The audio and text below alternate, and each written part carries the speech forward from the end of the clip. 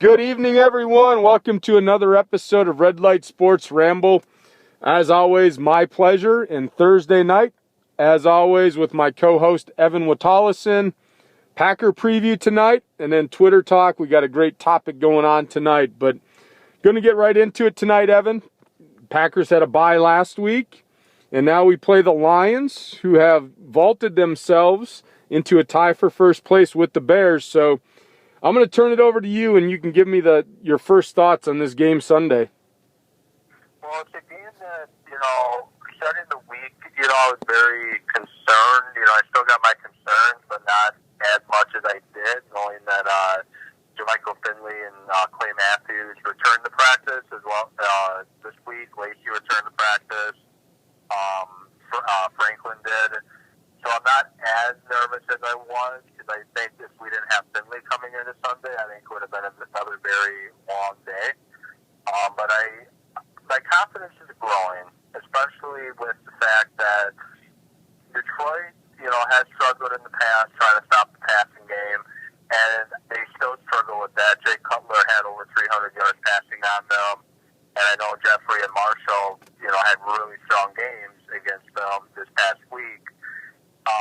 And I feel that with the matchups on the outside and Finley in the middle, Cobb out of the slot, I can see the passing game, moving pretty effectively. But that's assuming we're able to slow down the Lions' pass rush, which I believe they lead the league in quarterback pressures from the front four. And most of those pressures usually come from the two guys in the middle, Barley and Sue. So if Sitton, Lang, and Deidre Smith can play a good, solid game, and Deidre Smith play better than he did against Cincinnati, and give Rodgers time, then he should be able to move the ball easily through the air. And I think Lacey's going to have a big game. I think they're going to give the ball to him a lot, and I think he's going to carry the load. And I think we have a third straight game of a 100-yard rusher.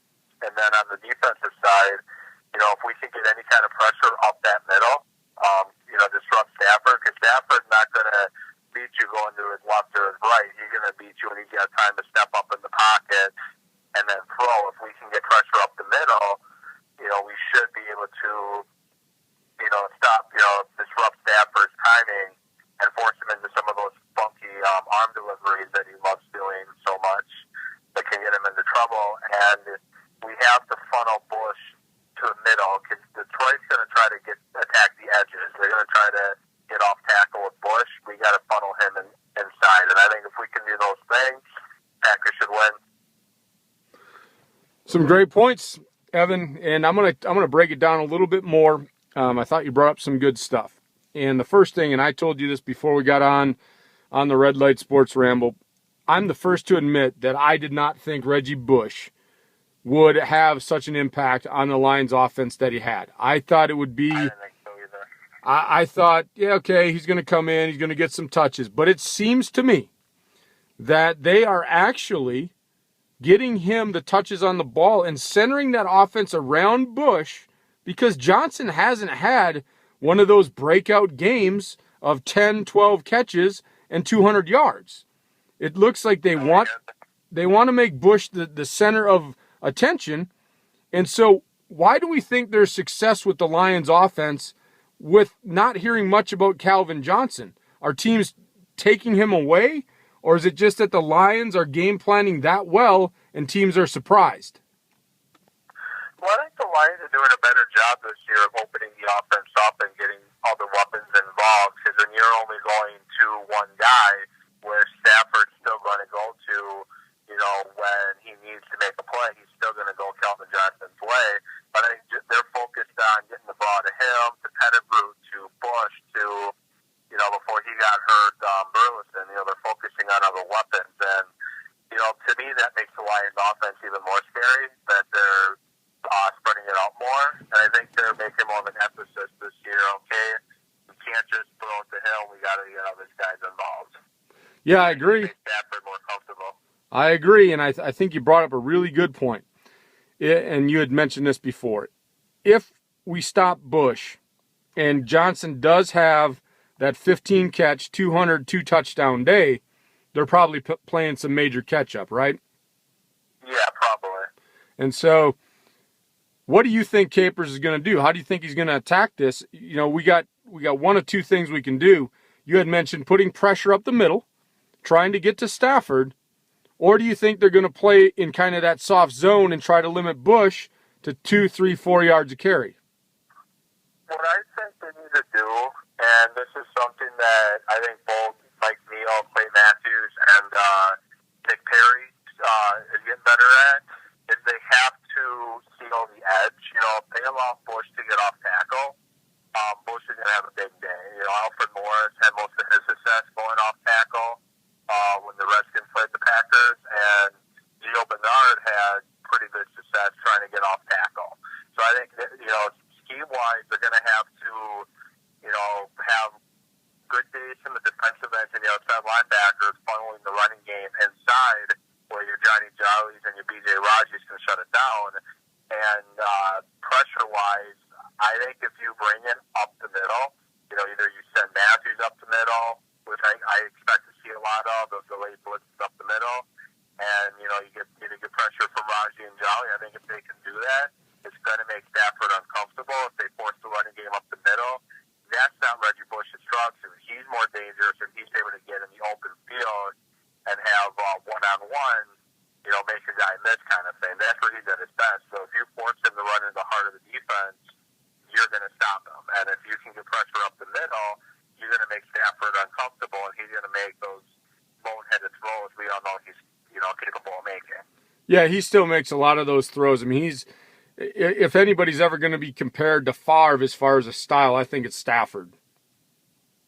Yeah, like him and Cutler are 1A and 1B. Yeah, see, he's going to take the chances. And so hopefully we shut down the run. He's got to force the ball, and hopefully we can get a couple picks. The one thing is, oh, go ahead. Oh, go ahead. I just said hopefully as well. Yeah, hopefully. You know, when I look at it, it looks like our defense is getting healthy. I mean, you said Matthews is back. Burnett is possibly going to play, correct? Burnett is back. He's been practicing this week, and he's got a new haircut as well. He got shaved off the dreads. Well, that's good. I kind of like the dreads, though. He was out, unfortunately. Yeah, I kind of liked it. The one thing, though, I'm seeing defensively, Evan, and, you know, you can touch on this if you want.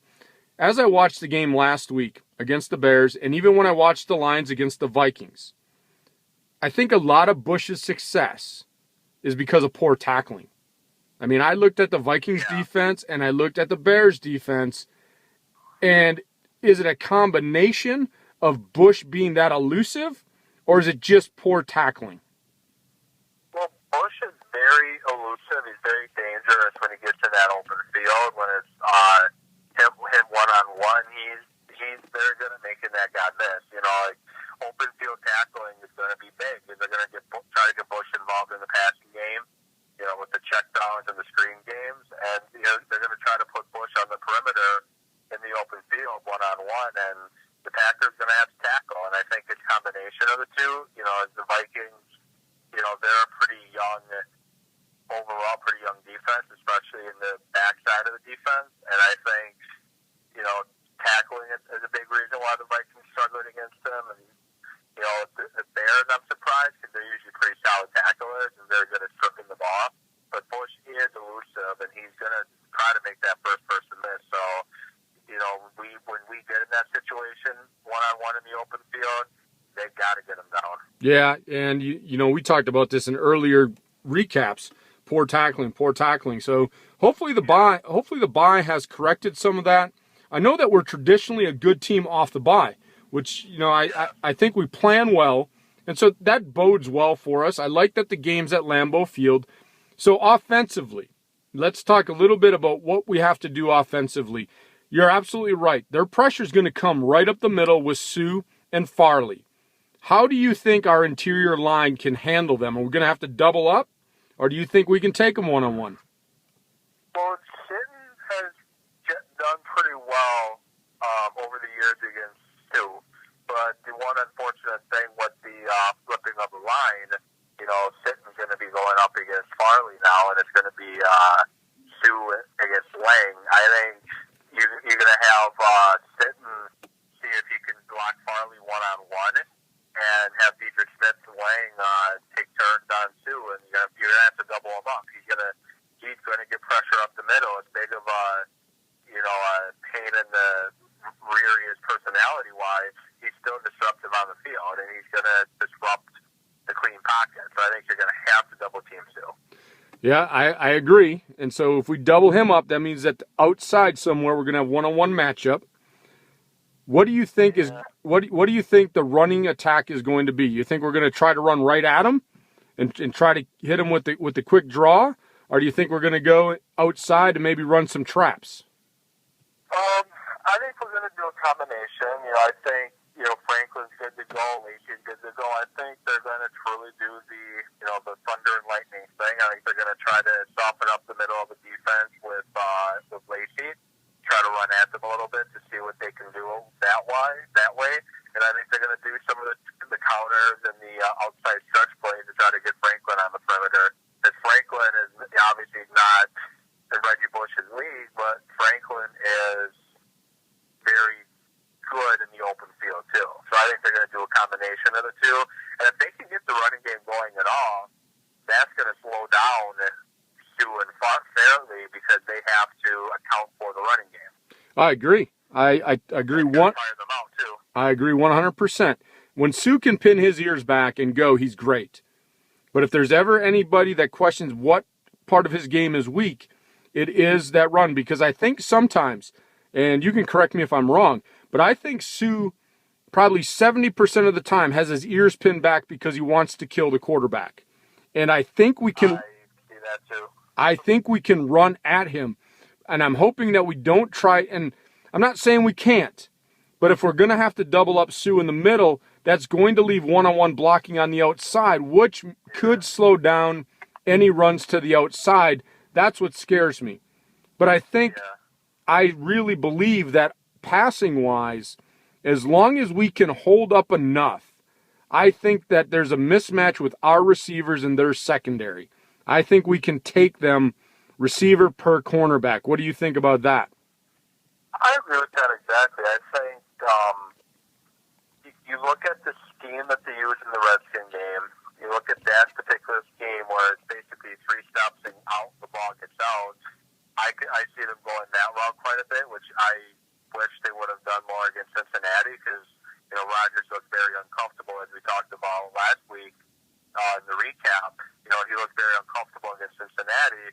Now, if they do the quick 3-step drops and go and get the Packer receivers, in those one-on-one matchups where they got to make a guy miss, I'm fairly confident in the Packers receivers and getting yards after catch. They had, I believe I said, almost 300 yards, I think 295 yards, yards after catch in that Redskin game.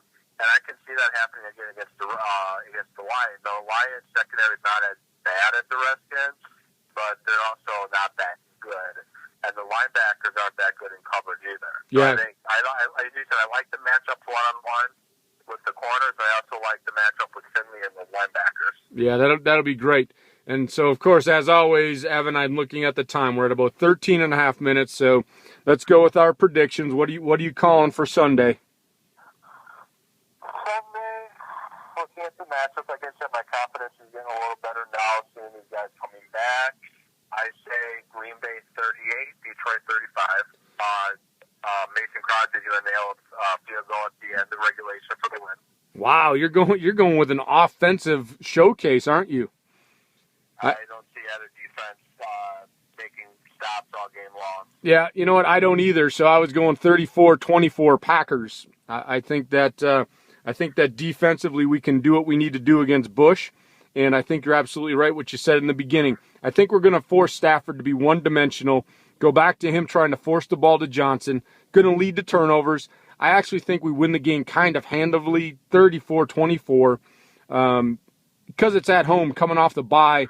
I know the Packers are disappointed in how they've been playing, so I think we're going to take care of business. With that said, folks, that wraps up Packer preview for the Red Light Sports Ramble. Talk to you soon.